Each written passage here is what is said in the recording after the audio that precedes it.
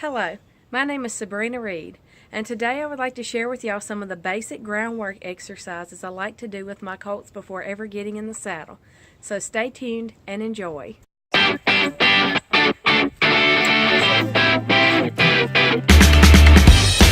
on!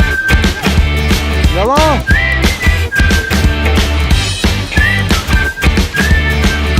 Come on!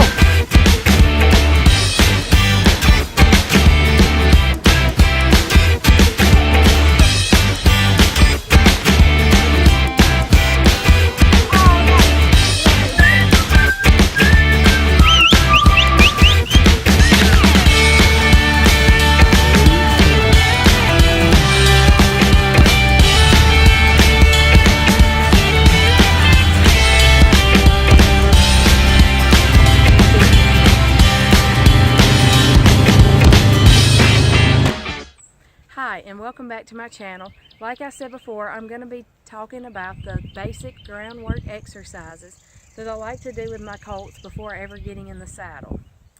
So some of the things I like to be able to do is lunging them, making sure they turn into me, face me, that I have their full attention, that I can turn them side to side, flex their face, back them up, just the general basic things. If I can't do all of that on the ground, there's no way I'm going to be able to do it in the saddle when I get on.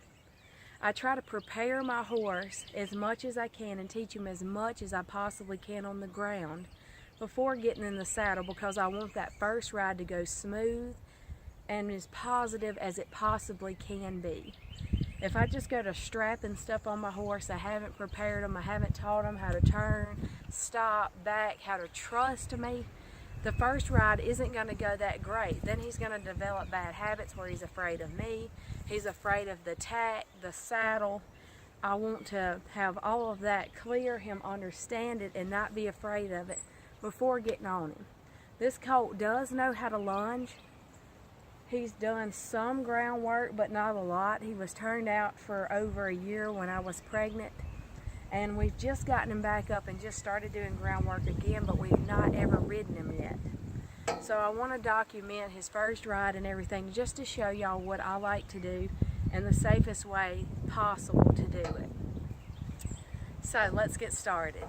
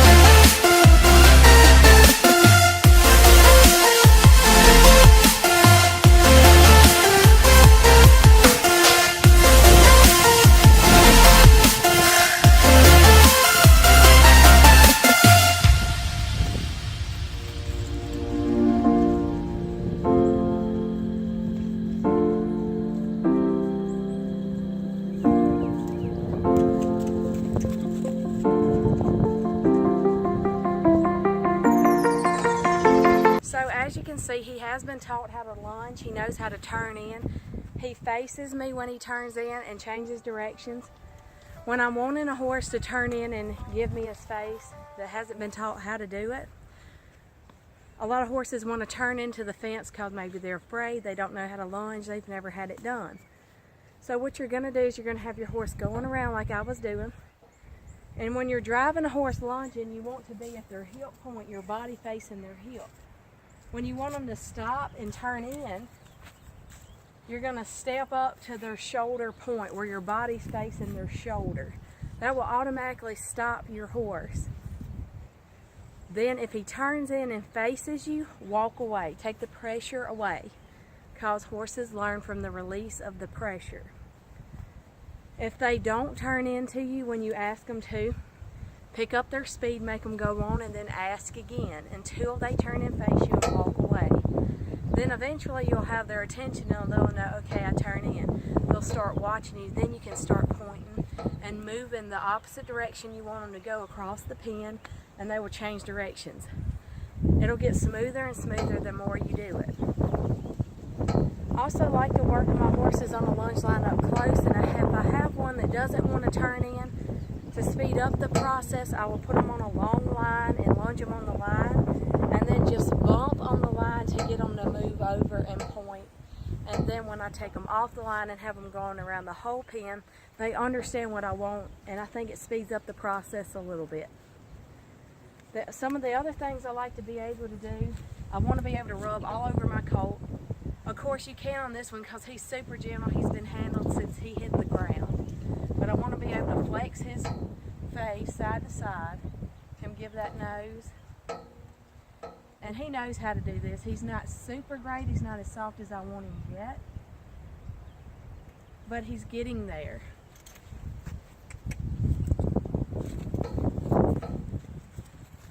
Because I want to be able to do this when I'm in the saddle. So if I teach him how to do it on the ground, he'll know what I want once I get in the saddle. When I first get on a horse, that's one of the first things I want to do is flex their face side to side and back them up. That way when I get on the saddle, I'm giving him a job and he's not so freaked out about me being on him. He's like, oh, I know how to do this. And it gives him a job, something else to focus on, so he doesn't freak out so much when you start introducing new things with the saddle and getting on. When I'm teaching a horse how to back up, and he knows how, I just lightly pick up and ask for one step at a time. Some horses you can pick up and then teach them to just drop their nose a little bit. Then after they establish that, then you can start asking for a step. When I get one step, I release. And then you just build on that. Release, release, release. So I'm applying pressure, and then when I get the correct response, I release the pressure. And that's how horses learn in anything you're teaching them, the release of the pressure. And some of them's going to try to do everything else but what you want, go sideways, different things, and not take that step. Hold the pressure until they make that first step, whatever direction you're wanting them to go, and then let it go. Reward the slightest behavior in the right direction, because if you go past that point, they're like, oh my God, freaking out, and they didn't understand what you wanted. So that's the way you get them to understand what you're wanting them to do. I want my colts to be comfortable around me. I want to be able to do all kinds of crazy things around them. Throwing my lead line around, throwing it over his head. And I have done this with him twice. This is the third time of me doing this. And I'm going to let it tap up under his belly, go over and tap under his belly. Some horses are more reactive than others. So if I have a horse that would be spinning in circles, trying to move a lot when I'm doing this, I would just hold my rope gently and let him move, let him get that energy out, and then when he starts to calm down, stop for a little bit, then go back at it. Then when he starts calming down, standing still, stop for a little bit. I've had some people ask me how the horse knows the difference when I use this same rope or lunging stick to make the horse pick up speed, and I'm swinging it at it and I'm sensitizing them, and then I go to do something like this and I'm throwing it at them, how they learn to know the difference. It's about body language. When I'm out here trying to make them go faster, I'm picking up my body speed, I'm moving towards them, they know I'm wanting them to go. When I'm doing something like this, I'm just standing here calm. I'm not asking them to do anything. It's about my body position and my body language. And it's the same way when I'm on the horse. When I'm teaching them to stop and move and things, it's about my seating in the saddle. If I'm wanting my horse to pick up, I'm going to lean forward and pick my body speed up to encourage him to go. If I'm wanting him to slow down, I'm going to slow my body down. If I'm wanting him to stop, I'm going to set my body down. If I want him to back, I'm going to position my body back a little bit. It's all about body position and body language. This rope is not on here to make him turn. It is, but it's not what you depend on all the time. You don't want to just depend on your reins or your stick or your legs to kick them and make them go. You want to teach them about your body position and then eventually use these tools for correction. So we're going to work them a little more like this. And I just keep doing this until I get him comfortable to where he just doesn't care what I'm doing. I like to wrap it around his feet, wrap it around his legs a little bit. See, that got him moving. But I just kept on it and see he's calmed down. He's not completely relaxed, but I will take it. Now I'm going to try his back legs. And see, he's flinching a little more here.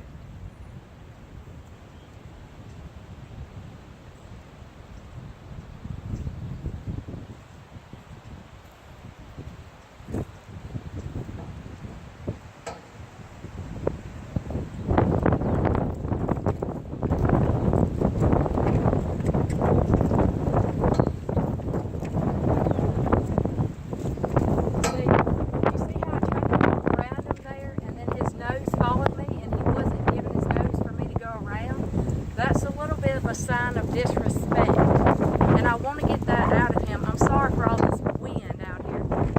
So what I'm going to do on that is I'm going to practice going around him. I'm not going to just hold him, but if he goes to turn his head and walk away from me, I'm going to just bump him over. So let's try it again. So I'm just going to push him, take his nose and put it back over. And he does it both directions. We're going to keep doing it. And then there, he didn't do it. He's a really fast learner. Some horses, it may take longer for them to pick that up, and then some it doesn't. So we're going to try it back this direction. And there, that was good. I've had some horses where it takes 15, 20, 30 minutes to teach it something like that, and then him, it just took just a little bit.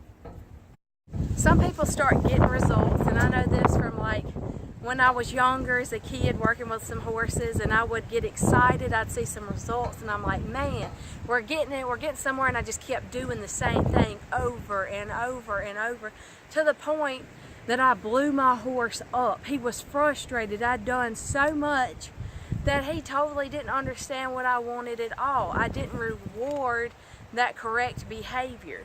So now I make it a point to always make sure I don't do too much.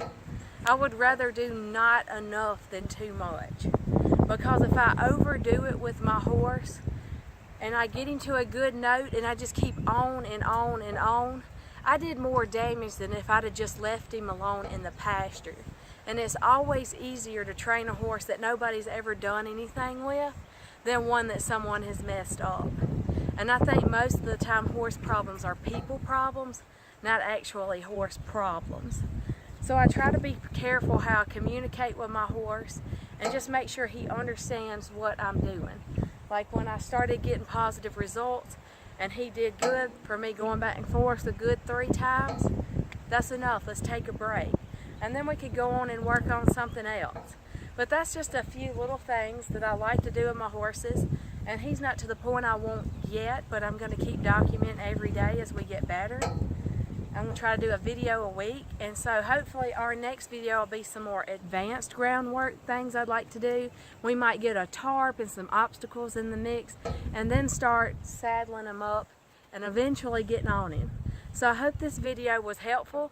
Please like and subscribe if you would like to like my business Facebook page where I train horses. My link will be in the description. My Instagram will be there also, so hit me up in the DMs. Let me know what you think about this video. If there was anything that I left out or something that you think I should add, or maybe another idea you have in general you would like me to video. Just give me some ideas and some feedback whether you like it or not. And hey, if you didn't like it, let me know too. Thank y'all. I hope y'all have a great week, and God bless.